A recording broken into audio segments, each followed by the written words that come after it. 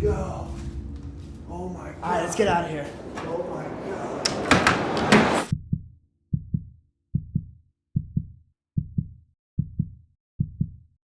Bonjour à toutes et à tous, j'espère que vous allez bien. On se retrouve aujourd'hui pour une nouvelle vidéo les amis, on va parler d'urbex et de choses flippantes. Sauf que contrairement à d'habitude où je vous fais un petit répertoire de plusieurs vidéos ultra flippantes en urbex, aujourd'hui on va surtout parler d'une histoire et d'une vidéo mise en ligne sur YouTube. Il n'y aura donc pas 5 ou 6 vidéos différentes. Ça ne changera rien au fait que ça fait extrêmement peur et ça fait toujours du bien en tant qu'ancien youtubeur urbex etc. de rappeler la dangerosité et les choses qu'on peut croiser en urbex. Les amis, c'est pas un jeu. Si on n'a pas d'expérience, on évite de faire des trucs comme ça où on y va avec quelqu'un voilà, qui s'y connaît un peu plus. Comme je le disais dans le début de cette vidéo, aujourd'hui nous allons parler de une vidéo et c'est celle de Kyle's Video. C'est un petit youtubeur qui vient des États-Unis, qui est vraiment pas beaucoup connu. Il a exactement 385 abonnés, c'est une toute petite chaîne. Je vous mettrai dans la description le lien vers sa chaîne YouTube et le lien vers sa vidéo si vous voulez la regarder. Elle n'est pas en français, mais elle est sous-titrée anglais. Vous pouvez après vous débrouiller avec des traducteurs, etc.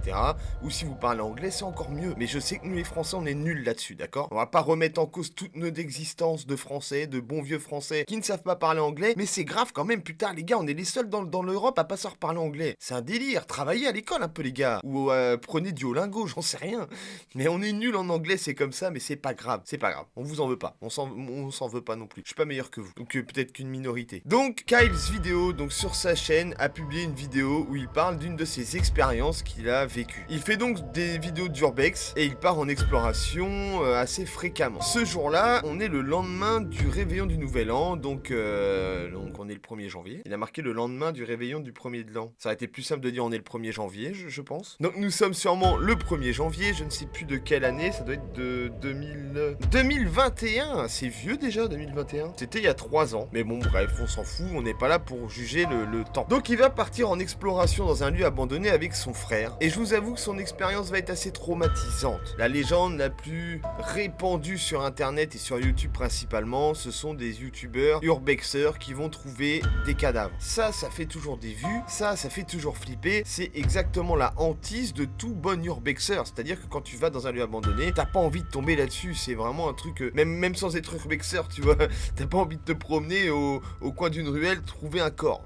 Non, ça va. Il y a des gens qui sont sensibles à ça, ils peuvent être choqués très longtemps. Et bien écoutez, dans cette vidéo, c'est exactement ce qu'ils vont trouver. Je vous spoil parce que de toute façon c'est marqué dans le titre. Il n'y a pas de méga surprise. C'est écrit dans le titre, vous savez pourquoi vous êtes là. On va donc avoir le début d'exploration qui va plutôt très bien se passer. Je vous laisse avec les extraits. Et parce que je suis gentil, je vous ai traduit les passages que j'intègre dans ma vidéo, d'accord? Je suis gentil. Je sais qu'il y a des gens qui me le disent, des fois je traduis pas, des fois je traduis, et quand je traduis pas, les gens ils me disent t'as pas traduit. Et quand je traduis, on me dit pas merci d'avoir traduit, faire non. Ça vous me le dites jamais. Mais si je le fais pas, vous me le dites. Je suis vilain, c'est ça?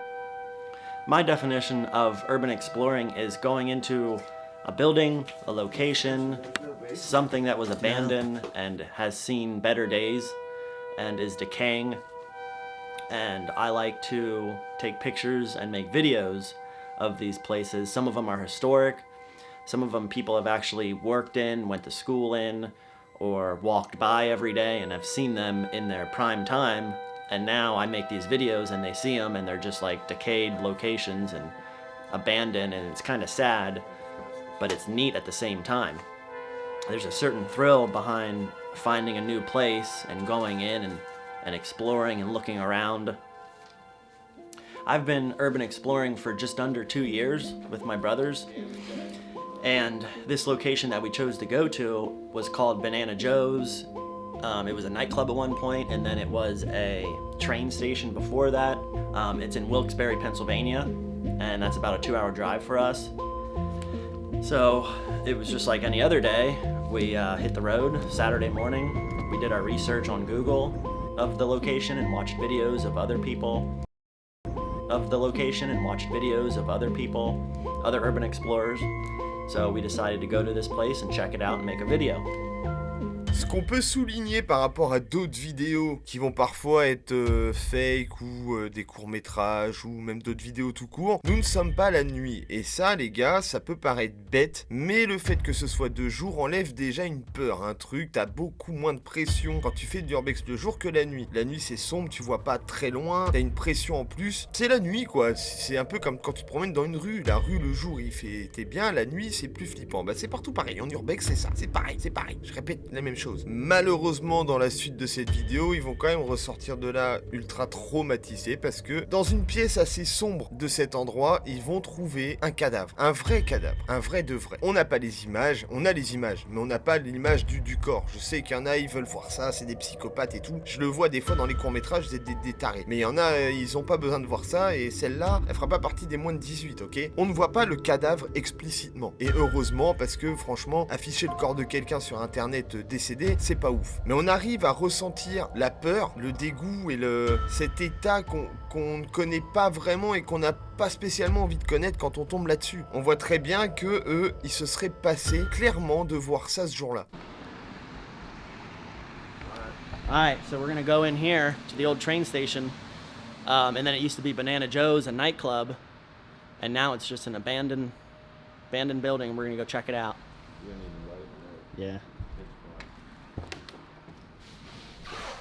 Oh my god, no. I don't think we can get too far in here. Why, no floor? Yeah, there's no floor.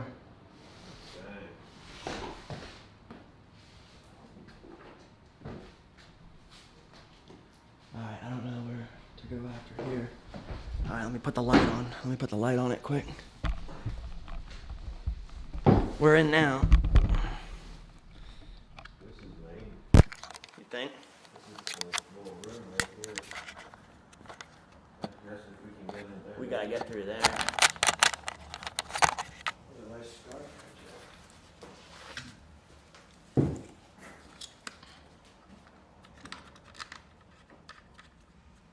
2 locations.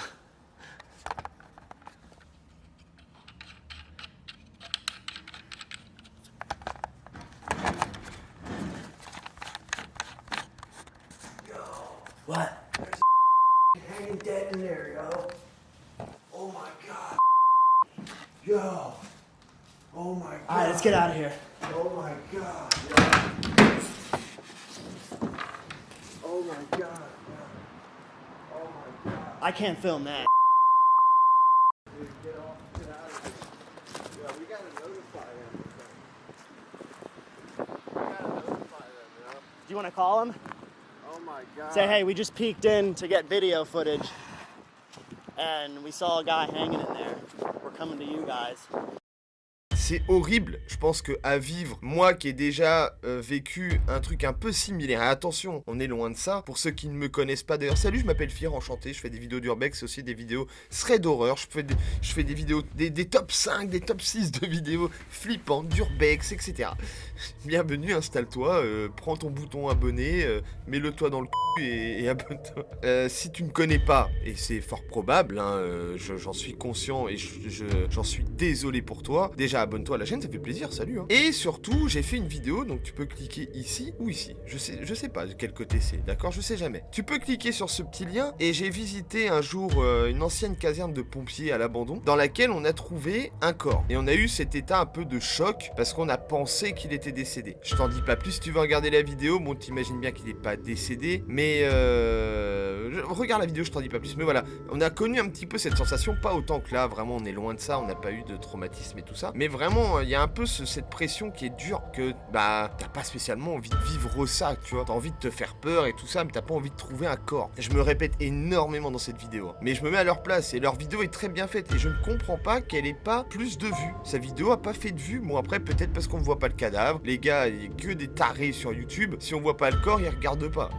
c'est fou ça. Mais sa vidéo est très bien faite, je vous invite vraiment à vous abonner à sa chaîne d'ailleurs. Si vous parlez un peu anglais et tout, c'est cool. Parce que sa chaîne est pas mal, hein. C'est vraiment bien filmé, c'est carré et tout. Donc du coup, ce cadavre qu'ils vont trouver, c'est pas un tueur en série qui l'a mis là, hein. Il s'est pas fait tuer par quelqu'un dans un accident ou quoi que ce soit. La réalité est tout autre. C'est quelqu'un qui a mis fin à ses jours, c'est un suicide. Il s'était mis sûrement ici pour ça, voilà. Bref, on va pas parler de ça sans 7 ans, c'est pas un sujet ultra gay et important. Enfin, c'est important, mais pas... Bon, je m'enfonce, mais bref, vous avez compris. Tu sais que ton année commence très mal, quoi. Tu fais ta première expo, je pense qu'ils ont dû arrêter un petit moment après, faire une petite pause sur YouTube, ou du moins même en vrai, parce que t'as pas envie de voir ça. Ça fait partie des dangers, les gars, pour de vrai, hein. Ça fait partie des choses dans les endroits reculés, comme ça, où on peut trouver quelqu'un qui a mis fin à ses jours. On peut trouver des sans-abri qui sont mis au chaud ici, qui étaient pas en hyper bonne santé, et qui décèdent sur le lieu, ou même des sans-abri qui sont en très bonne santé,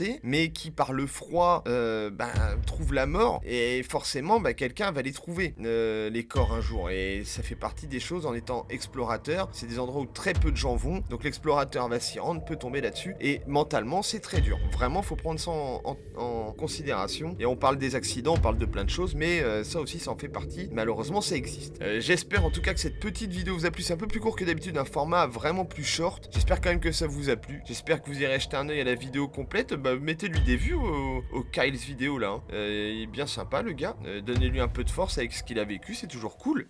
Pour finir et pour parler de choses, des dangers de l'urbex, j'aimerais bien d'ailleurs savoir si jamais il passe par là, ça peut arriver, peut-être qu'ils veulent garder l'anonymat, mais dans ce cas-là, écrivez-moi un message privé. Mes réseaux sociaux sont très faciles à trouver sur internet, dans les descriptions et tout ça. On va venir à une autre histoire où je n'ai pas d'image. Là, c'est un truc annexe, tu peux partir maintenant si ça ne t'intéresse pas. On va parler d'urbex, on va parler de France et on va parler de chez moi, vraiment chez moi. Quand je vous dis chez moi, c'est très proche de ma maison, vraiment. J'ai entendu parler très récemment, très récemment, là, il y a quelques semaines, d'un lieu qui se trouve à quelques kilomètres de chez moi. Alors, je sais même pas si c'est en kilomètres ou en centaines de mètres, tellement c'est proche de ma maison. Mais il y a un lieu qui est apparemment ultra connu dans l'urbex, que je ne connais même pas. Les gars, je suis dans le milieu depuis des années, je connais même pas ce spot. Et il y a des Belges et des Allemands qui y vont toutes les semaines. Je ne connais pas. Mais bref, ce lieu est réputé pour une voiture de collection qui est abandonnée à l'intérieur. Le lieu n'est pas réellement abandonné. Il est abandonné, mais il y a une ferme à côté, avec un agriculteur et tout ça. Et ça lui appartient,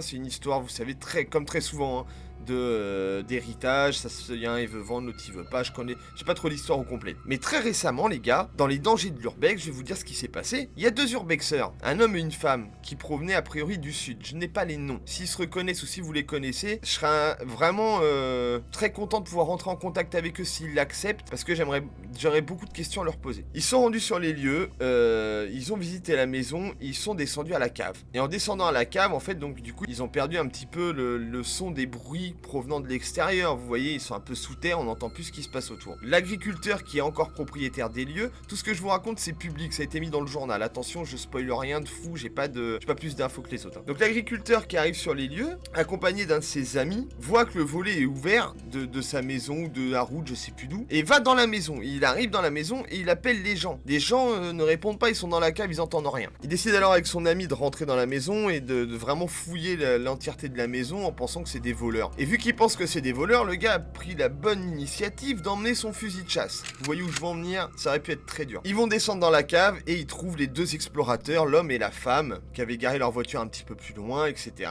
qui n'ont rien fait de mal en soi. Je protège les urbexeurs. C'était des bons urbexeurs. Ils ont rien cassé pour rentrer, ils ont rien touché à l'intérieur, ils ont rien fait de mal. Et je sais qu'ils sont sur une propriété privée, tout ça je sais, me le rabâchez pas dans les commentaires, je suis au courant de la loi. Et je me mets à la place aussi des propriétaires, y a pas de souci. Le gars avec son pote les trouve et ne leur laisse même pas le temps de parler. C'est-à-dire qu'en fait, il va y aller direct. Il va les menacer avec son fusil. Il va leur demander de balancer leurs affaires par terre, de récupérer les affaires. Il va prendre leur téléphone, leur caméra, je sais plus ce qu'ils ont. Et la femme est sous le choc, l'homme aussi, mais la femme encore plus, forcément. Ils peuvent pas en placer une. Ils peuvent pas expliquer ce qu'ils font ici. Ils essaient de dire, mais on est juste des visiteurs, on prend juste des photos, Et le mec pète un plomb. Ils les font sortir de la maison, sous la menace du fusil de chasse, hein. Ils vont même attraper la femme par les cheveux pour la sortir sortir. Vraiment, c'est chaud. Arrivés dehors, ils vont les emmener à leur voiture, toujours sous la menace d'une arme. Hein. On prend ça en compte, hein, d'accord? Ils vont leur demander d'ouvrir le coffre de la voiture. Ils vont voler les affaires des gens. Alors, voler n'est pas le terme exact parce que c'est passé au tribunal, hein, l'histoire, ça y est. Ils vont saisir des objets personnels des urbexeurs, drones, etc. et les clés. Ils vont tout prendre et ils vont leur dire ils vont pas leur dire de partir. Ils vont leur dire de venir chez lui, dans sa ferme. Donc le couple va les suivre. Ils vont se rendre dans la ferme du paysan accompagné de son pote. Ils vont continuer de les menacer. Le monsieur va poser le fusil et va troquer ça contre un pistolet qui dit être un pistolet d'alarme. Apparemment, ça a été vérifié par la police. C'était un pistolet d'alarme. Mais quand t'es sur le moment des faits, tu peux pas faire la distinction entre un pistolet d'alarme et un vrai pistolet. Pistolet, c'est un pistolet. Tu sais pas si dedans il y a une vraie balle ou si c'est des balles à blanc, tu vois. Ils vont être menacés avec le pistolet et ils vont leur demander au bout de je sais pas combien de minutes, quand ils vont se calmer, de partir. Ils vont leur dire dégagez. Et en gros, le couple va se rendre dans la petite mairie du village à côté de chez moi. Ils ont plus rien, ils sont sous le choc. Vraiment un état de choc profond, vous imaginez bien. On vient de vous menacer avec 2 armes à feu. On vous a pris toutes vos affaires. Ils vont aller à la mairie. La mairie, forcément, on va appeler la police, etc. La police va se rendre là-bas. Il va y avoir une arrestation. Nanana. Ils vont dire qu'en gros, ils ont pas volé leurs affaires. Ils voulaient juste les prendre. Et ils auraient dit revenez demain quand on sera calmé, je vous rendrai vos affaires.